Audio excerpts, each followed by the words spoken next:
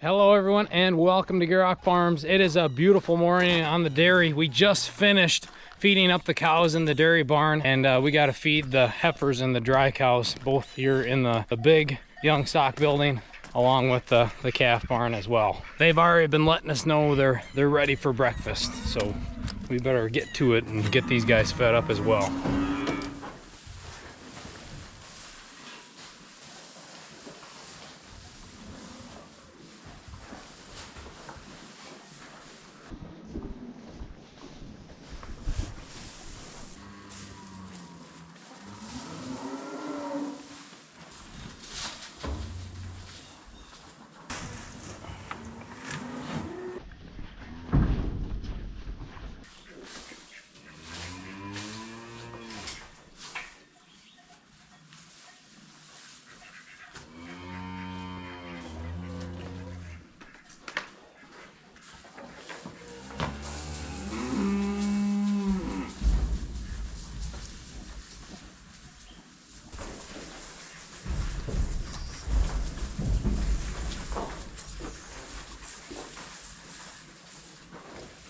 All right, we got everybody their dry grain for the morning. Everybody's got their breakfast except for the bottle calves. They're gonna get their milk after milking, but they have free choice grain and hay as well. This big building here, we normally don't give them dry grain year round, but now that it's getting colder, we're supplementing their diet with some dry grain before we go full bore into silage with them, along with their dry hay, of course. So this is just a bit of a carryover here. A nice transition for this group because in the past month here, Dad has been shuffling heifers from the big side of the calf barn, the small barn, into this portion of the bull barn. They're not quite breeding age yet, so he has the bull on the other end there with everything that should already be bred. So in a little bit, we'll come back here and push everything up. But I'm gonna get these pails put away and then we'll head up into the dairy barn and help start with milking.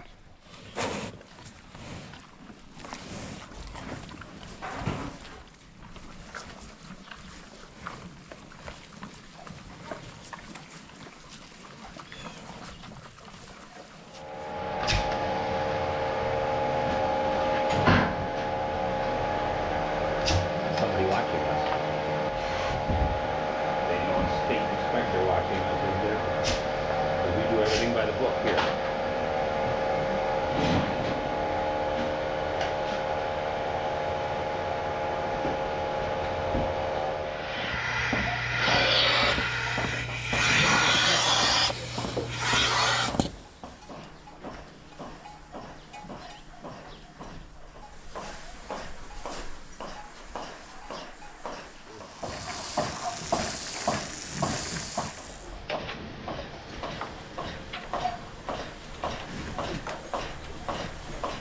All right, milking is underway. The dairy barn is showcasing the change in seasons, I guess you could say. It's the third night they were in because it rained, but it was so warm. I don't like keeping them in when it's warm. Even if it rains a little bit, but then it was supposed to turn cold here. So it's the third night. And this morning seemed like the first time they felt a little bit more relaxed in here. Because anytime you got grazing cows, so it's been just a little over 6 months. We started grazing a herd in late April, and it's already early November here. So we had a pretty good run. I got to say, this has probably been the best grazing year overall 33 years. A lot of rain and a lot of cool weather. Cool nights, yeah. And I don't know what it is. If it's just certain cows decide I'm going to go out of the barnyard and the rest follow. Sometimes it seems like you get to October, they don't want to leave the barnyard because the grass may be there yet, but it's not the good grass, you know. And then you got to feed them, you know. Dairy cows, you got to feed. They have good feed. But the dry cow heifer stuff, even those guys, I have to go looking for them. They used to come home here. Now we got them so they can come closer. I got to go up and look for them, make sure they're all there and everybody's okay, you know. But they're staying out, away from the buildings, if that's what you want. We don't have the windows in yet, which hasn't gotten that cold yet. And then our dips, where our yellow product is our pre-dip, maybe more like your soap, and then we got that blue one. That would be our barrier. I always tell you guys, you know, anybody that milks besides me is rule of thumb is to warm up the dips. If you have to wear more than a t-shirt to milk cows, it's probably should warm them up. It's not such a shock dipping them with cold. Yeah. product. But so those are little changes and stuff. And then of course we got to clean gutter every day instead of maybe once or twice a week. Yeah, it's every day. So, and then bedding, we're using wheat straw. You know, we got that. So there's quite a process change now. You know, but they're still grazing. I've been giving them a couple hay fields because it got so dry for a while there. And I feel they're not really ruining them. It's actually fourth crop. Hey, you actually had a couple days where they weren't coming back for you because we had one morning. It was already almost 9 o'clock, and I had half the herd here, and I thought, oh, they'll come. You know, you can see them up there, and they're coming 2 at a time. So you just start milking, but you know, once you got units on, you can't stop until that cow's done, and then you know you have to have them completely done. Then you got to shut the system down and go. But that was one morning. I don't know why. That's the first time, and I think almost forever that happened. But that's better than them standing by the barn door belly aching and laying in their manure and things like that. It means they got it good out there. Yeah, oh yeah, that's definitely what it is. It's like we aren't going home. This is paradise. Yeah.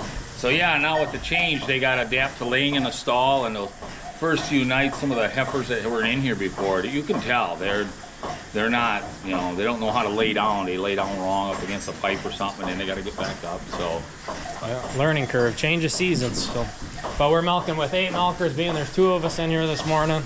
So we got to stay on top of things and get these cows milked.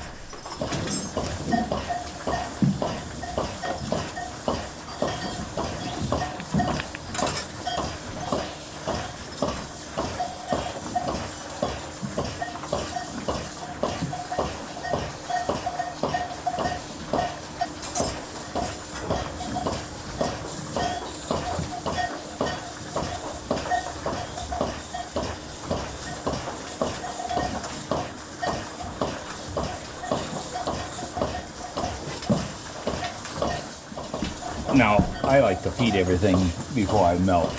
That way all the cows are up and active and they're not trying to lay down during the milking time.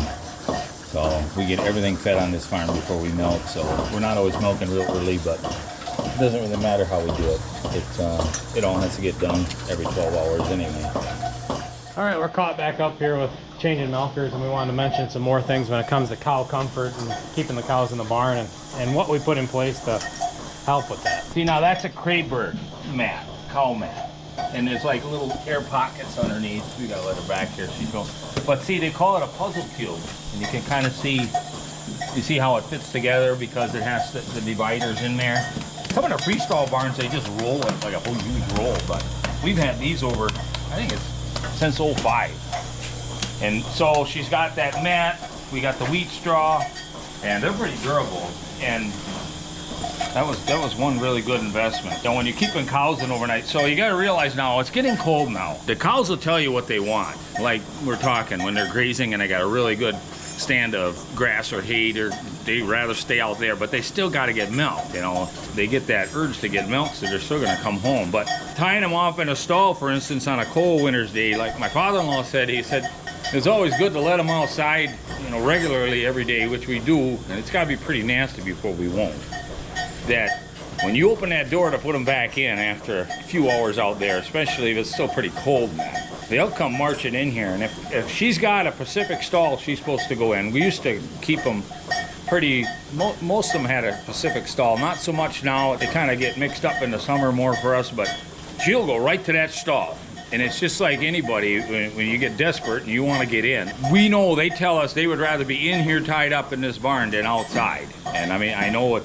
And then in the summer, vice versa. You know, there's times in the evening they want to just go. They want to go graze. As fast as you can untie them, they go.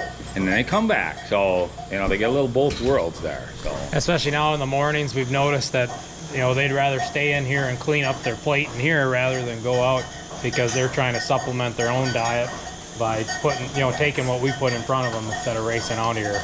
But then during the summer, when you get the really good grass, then they're racing out here. So yeah, so you get that, but then you get the flies in the heat. So sometimes the nighttime is better than the daytime. And I knew guys that used to keep them in the day and let them out at night. It's all about cow comfort. I mean, you say happy cows, and it's better to say content and comfortable. And with full bellies, they're not going to milk, and we're not going to make any profits here. So our whole goal is keep these cows. It's kind of like small kids, you know. Keep them fed well, keep them, you know, in a good clean bed, and they're going to do fine, you know. Yeah, the more effort you put in, the better off you're Seems going like to be. we're cleaning and scraping and bedding and feeding, and that's our winter. It's just never ending, and it's good. Everything right now on the farm with everything here. I gotta say, it's been a stretch now where we had a lot of good health, good legs. Kind of looking for a reason to sell stuff, as far as making room for younger ones, and they're all doing really good, which is a great problem to have, that you can't decide what to sell versus trying to play the game of nursing something back to health. Really fortunate, but we gotta keep moving again here now.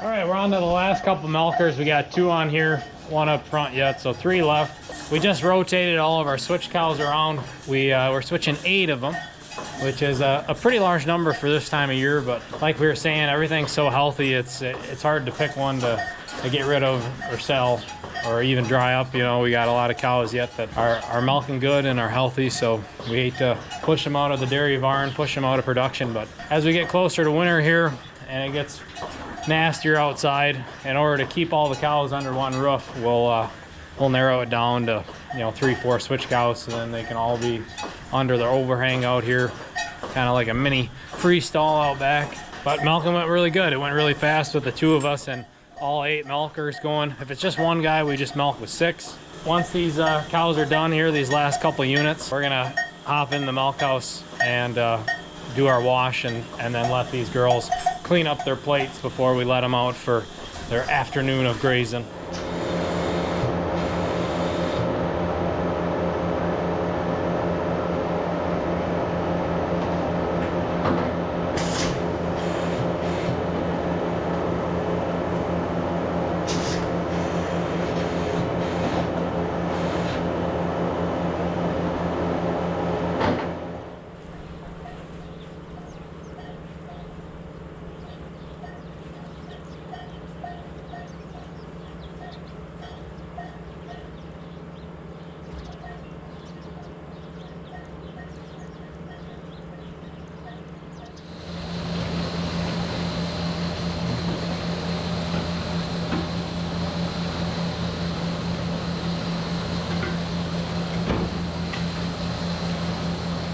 All right, I finished doing the dishes. I finished cleaning the milk house and the milk equipment. Don't tell my wife that I know how to do the dishes. I'm just kidding. I'm just messing around. But we're done here in the barn for a little bit. I'm gonna go help Dad. We're gonna be harvesting my corn today, so we gotta get the granary all set up. So stay tuned for that video. Also, mid-video here, I wanted to remind you guys to check out GierokFarms.com. That's our very own website where we sell some of this awesome merch. We got sweatshirts, t-shirts, hats. So go check us out at GierokFarms.com. But in a half hour or so, we'll let these girls out of the barn once they finish cleaning their plates. And then it'll be time to get the barn ready for this afternoon/evening when they come back for the last milking of the day.